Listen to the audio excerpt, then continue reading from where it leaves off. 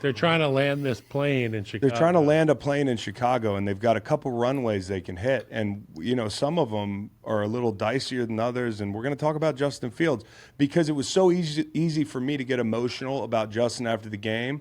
And, I've been on this all year, so my confirmation bias has kicked in. And, I lean Justin Fields. But I've had a couple days to think about it. And, when I said, hey, the decision's made, and it's a little too flat, right? And Kyle brought up a good point, which is you got to listen to the offer. But my thesis on this thing is it's mostly about, do you fall head over heels in love with Caleb Williams where you can't talk yourself out of it or not? Because to me, the offer is irrelevant at that point. It's really about if you're going to go that route, Caleb Williams needs to be Jesus in your eyes. That's how good he needs to be. And, I took the last couple days. I looked at Fields' tape. I've looked at it all year, but I looked again. People talk about him in the fourth quarter. I looked at all his fourth quarter snaps. Maybe it was Sunday, him dropping dimes in the snow. Maybe it was, seeing this team over the last month. I turned on the All-22 the other day, and I couldn't see the fucking field. The first touchdown he threw was a dart, and the ball. It's also the worst all-22 footage in the league. It's terrible. Chicago's all-22 footage. Just move the fucking camera, dude.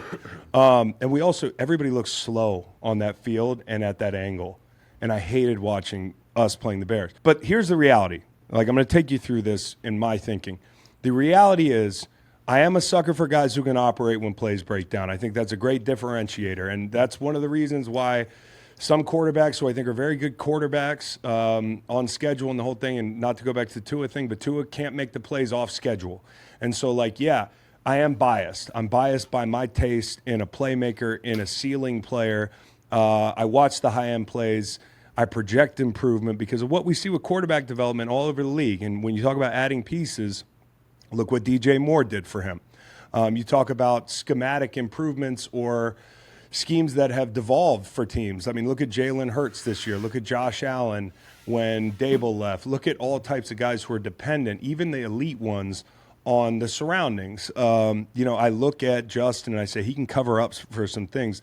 The reality right now with the Bears are they're a playoff quality team. Okay, they're seventh in weighted DVOA, which takes into account your DVOA more recently, and they're a top 10 team when you look at that. They own Detroit. I think if they played Detroit 6 times, they beat them 4 times right now. They just beat a team who had their back against the wall in the Atlanta Falcons, who you know how that is, Kyle, a team that needs to play for their playoff lives, just beat Indy, routed Indy. They rout that very same team at home. They beat the Cardinals, big whoop, but the Cardinals went to Philly and got it done. The Cardinals are a tough team right now. All year.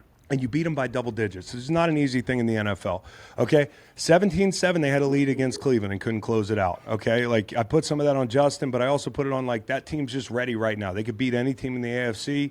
He got hit a lot in that game between that 4th and 1 where he got tripped up 17-7. They probably get that win if he gets that first down early in the fourth quarter, and then that 2-minute drill. They beat Minnesota when they were hot. How many NFC playoff teams right now do you think the Bears could beat if you just teleported them into the playoffs? I think they could beat the Eagles. I think they could beat I think they could beat the Rams. I think they could beat the Packers if they get in. I think they could Rams, beat the Bucks. Eagles, Bucks, Lions. They could beat the Lions. It would be a crapshoot with the Cowboys, knowing how opportunistic that Chicago defense is. I don't know if they beat the Cowboys. The defense could keep them in that game. They do not beat the Niners. It wouldn't be the Justin Fields game, but it would be the defense game. So I'm not trying to say that they'd win the whole thing this year, but what I am saying is they're a playoff quality team. So just know what you're punting on or risking starting over on if you go a different direction. How many teams could they beat right now? I think there's a couple of them, at least in the NFC. And people get on Fields because of the fourth quarters, okay? Like I said, I watched every fourth quarter this year. The beginning of the year, he wasn't great. Okay, Tampa, you look at the end of that game, they're down 20-10. I did see the screen pass, okay? The screen pass was terrible. And you look at it and you're like, what are you doing? But I'm also looking at Luke Getsy, what are you doing? You just ran a screen to get off the shadow of your end zone. You get a holding that backs you up. The very next play, you're back there at the 2 and you run another screen. Okay, I did see on a key third down, there's 2 guys running the same route. I also saw some really dirty pockets where he made some beautiful throws to DJ Moore. The Denver game, I saw the fumble on the boot. That's a tough situation, got to tuck the ball. But I also saw in a game where they're tied, with 2:45 to go. They decide to go for it on 4th and 1 after he scrambles to get you over midfield in a freak show situation, and you run the ball on 4th and 1. So you get stuffed, and then Denver goes down and wins the game. And, I've seen the Detroit fourth quarter where Detroit came back and won. In that game, they're up 26-21 under 3 minutes left. They take a shot to number 13 there, and he doesn't track the ball. So when you look at quarterback rating in the fourth quarter, did he win that game? Was Scott, yeah, I remember that one. It was a layup. That ball's right there. Layup. Ball's right there. He slowed down. He couldn't track the ball. So I could go on. And the Minnesota game, he had the turnovers. He also led them to a game-winning drive. And Cleveland, I talked about that. All I'm saying, and I'm not caping for him in these situations, he needs to improve. But the team at times this year as a whole were not playing their best ball in the fourth quarter. You can't expect it to be all the quarterback. That Detroit game, they have a chance to go up in a big way in the fourth. And there's one drive where they don't even give him the ball really back there. They just run the ball down the field, and they run it on 3rd and 7, and they elect to kick a field goal. So some of it's a lack of aggression. Some of it's just not making plays. Here's the thing that I really take issue with. People projecting an unknown ceiling on Williams and May, but then capping his ceiling, Justin Fields' ceiling. I read a Solak article. I think Ben's great, but he capped his ceiling at a just outside the top 10 type of quarterback. How can you say that for sure? How can you say that for sure? Not to mention the floor. We've seen the floor with Justin Fields. I know what that looks like, okay? I do not know what the floor looks like with a Williams or a May. And since 2010, since we're assessing risk, if you skip this year's quarterback crop, because I think that story's got to get written a little bit more, but since 2010, I identified 6 guys that you might justify moving on for Fields for in this scenario. All right? And what's more is I only see 1 year where there's 2 of these guys. So you better be right this year, to Macon's point, right? So if you go back, the guys that I'm talking about are Burrow, Josh Allen, Mahomes, Luck, Cam Newton, and maybe Justin Herbert. That's 6 guys. Somebody could say they take 2 over him. I'm very, I'm biased, okay? And you could say, hey, Goff's been to a Super Bowl. Would you take Goff over Justin Fields? You could say Wentz had an MVP caliber season. I think that season is in Justin Fields, all right? So the rookie QB deal coming off this thing, that's something people bring up. You want a quarterback on a rookie deal, and I agree with that. And I hate when teams waste that window. But more often than not, it's quarterbacks that have gotten paid that win the whole thing. It's really still about your team. It's about, who's got the best quarterback. It's not necessarily who's got the quarterback on the rookie deal. Also, over the next 2 years, what you're saying when you say, hey, it's a lot cheaper to go with a Caleb Williams. You owe Justin Fields $6 million next year. You owe him $23 the year after that if you pick up his 5th-year option. So that's $29 million. If you go off of, let's say, Bryce Young.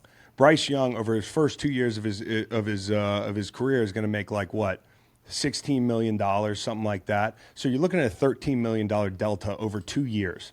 Okay, and the vast majority of teams drafting a quarterback in the top 5 see a coaching change within 3 years. Go look at it. Eberflus would be on the short end of that. If they don't play well next year, he's gone.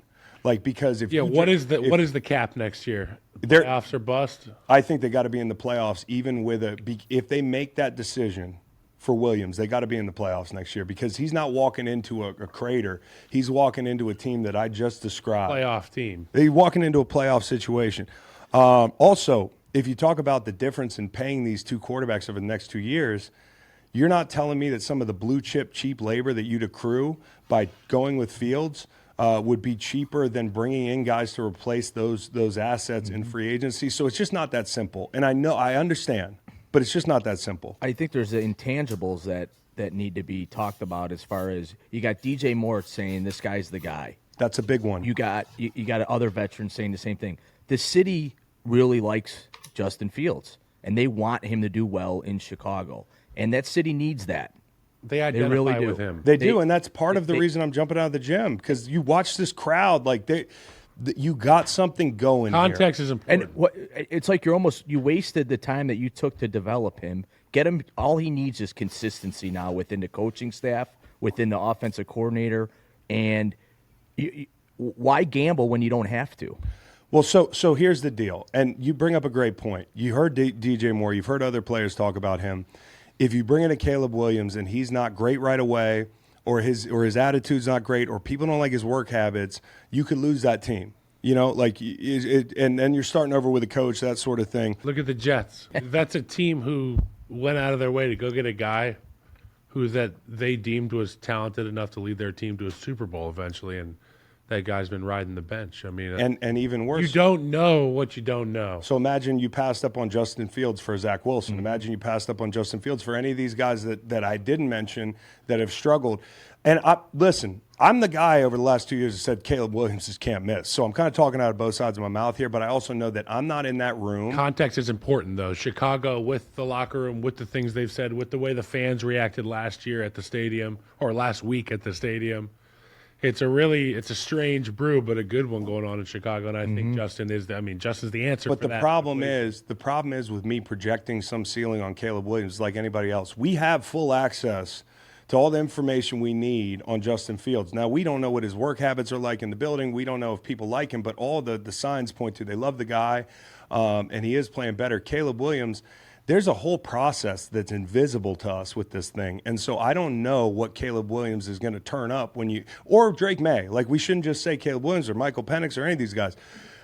Having said that he's can't miss. Well, we're not saying anything bad about Michael Penix. Yeah, no. Having said that Williams can't miss is short-sighted because it is. I outlined the risk assessment part of this, which is even guys that we thought in the past were can't miss, they've been misses. And so he better be Jesus. Is his backup draftable?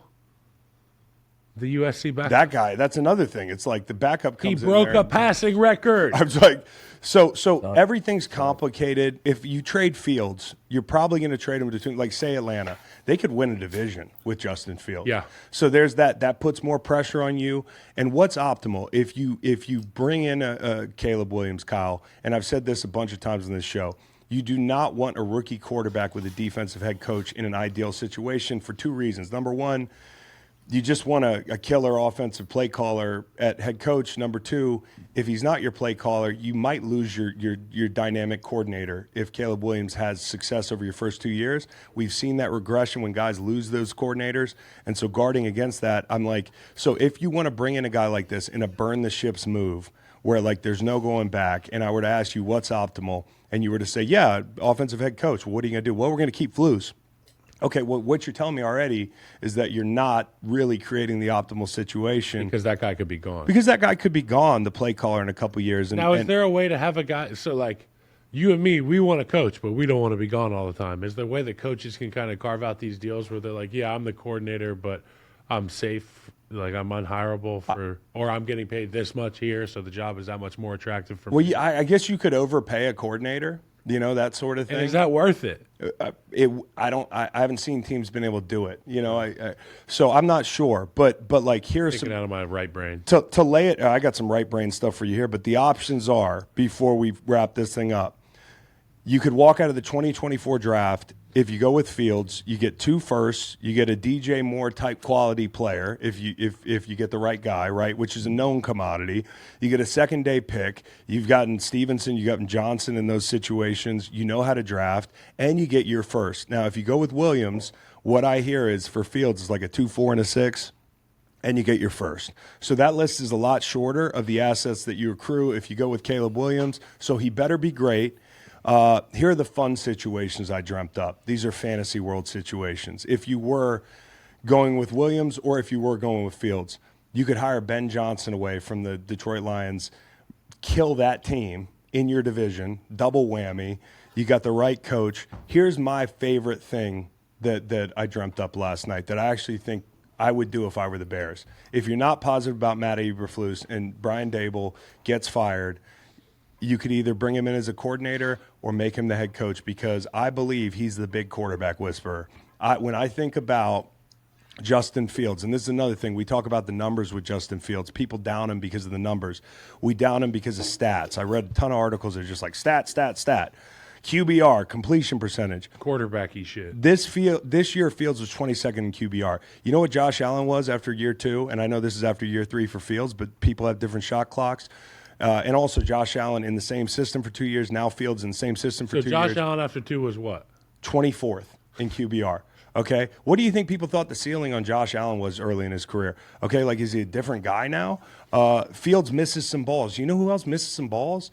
Fucking Josh Allen. Everybody. Josh Allen missed 15 balls the last 2 weeks. You know why Josh Allen, you know why there's a short list of quarterbacks I'd take over Josh Allen? Because of all the shit he can do with his legs. He's that different. And obviously he's a thrower of the football, and I think Justin could be that too. People say completion percentage, not high enough. Okay, it's around 60. You know who won the MVP with a 59% completion rate?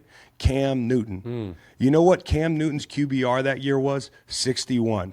You know what his best QBR year was? 64. You know, people could say, yeah, but those guys are special athletes. Let's compare him to more of a pocket passer. Okay, and this is somebody that I actually saw written in a Bears blog. They would take over Justin Fields as Trevor Lawrence. Are they not watching football? Okay, Trevor Lawrence. In his good year, year 2, his QBR was 56.1. You know what Fields was year 2? 56.3. So my point is, when you're projecting a ceiling on a guy, be careful. And that's the reason I like Brian Dable. Like, if there were a situation where Brian Dable becomes available and he'd be your coordinator, I would tell Luke, hey, appreciate you, but this guy knows how to get the most out of this type of guy. And don't you think an offensive coordinator would love to come to Chicago and be with Fields? I mean, think about a desirable job. Yeah. I mean, that's... You could look like a genius. Like Sean Payton, who was sitting in the studio last year thinking to himself, I have the keys. But think about it in... Test. Yeah. Justin Fields, that test seems a lot easier to me. That's a lot easier of a test. And think about it in this. Point. If they do switch and go with Williams, is that job as desirable? I think it's pretty desirable. I'm not saying, but as an offensive coordinator, I'd rather deal with Fields and have a new guy coming in. Well, it's an unknown. It's part of what we're talking about. It depends on how you feel about the cockiness and the confidence of these coaches. You've also presented the options as one or the other, where it doesn't have to be that way. You could draft Caleb and keep Justin. Holy shit! The last thing is this. Can you imagine that? The last thing is this, okay, and this is the last fun situation, and it's kind of a sidebar, okay? If you were to do either of those things, people are saying, hey, Eberflus, he's the reason you are where you are. Their defense turned around. You know what they've been playing more of? Cover 3 since they turned it around. Those corners can play cover 3. So scheme, you know, like you got good players on the field. And then the wild card, you know, Matt was bringing this up, was you don't need to pick one or the other in this situation. You can trade out a first. You can repeat the Carolina Haul. You could trade out again. You could go to 3 and trade out of 3. You could draft a Michael Penix Jr. if that's the guy you love. That's the real ace in the hole. You could get a bunch of assets. You could, and people would say, hey, Justin Fields, it'd be disrespectful. You know, Justin Fields might not be able to handle it. But if he can't handle it, maybe he's not your guy. Here's the thing about trading him now versus trading him next season in the middle of the season. Next year, tell me who the best quarterback in that class is in the draft. It's hard to say. And it's not the same as this year's class. And if we know anything about trading a guy mid-season, you're going to get some assets. If Justin Fields comes back and he's not the guy, and halfway through the season you're like, we should punt, there's going to be a team looking at the draft class and looking at the way the NFL is going right now, the way quarterbacks get hurt. Somebody's going to be desperate. Sam Bradford commanded a 1 and a 4 when he went from Philly to Minnesota because Teddy Bridgewater hurt his knee. Okay? And, you know, Jimmy G was worth a 2 to San Francisco at the deadline. So I'm not saying this is what I do, but these are all things that are on the table. So the bottom line is, if you're saying that you won't stick with Fields and you're the Bears, you're saying that I can't get 10 to 15 more percent improvement out of this guy, because that's all it would take for me to count him in that echelon of guys who you can make a run with. And you're also saying that consistency with what he's already doing. He needs consistency or change. You know what I mean? Like consistency or a superior coordinator coming in. You're right. And we've talked about this many times, is he needs to be able to complete a drop back passing down when everybody in the stadium knows he's passing. Well, he hasn't been able to do that. He went out and did that in the snow. But on a consistent basis. And I think another thing you got to talk about is what's his relationship with Harrison Jr.? I mean, they were at school together, right? Yeah. I mean, what is there a connection there? Are they excited about that? Is that a possibility? Jamar Chase and Joe Burrow turned out pretty good. And so, you look at all this, and I'm not saying I know the answer. Nobody knows the answer. Nobody on the planet knows the answer right now to this question, what the right side of this thing is. There's a couple guys on the south side. I think they will for sure. And there's and both sides could be the wrong way, and they might just be up shit's creek no matter what. But the bottom line is, if you can get that little improvement out of him, great. On the side of Caleb Williams, if you're arguing for Caleb Williams, Justin Fields' durability is something that concerns me.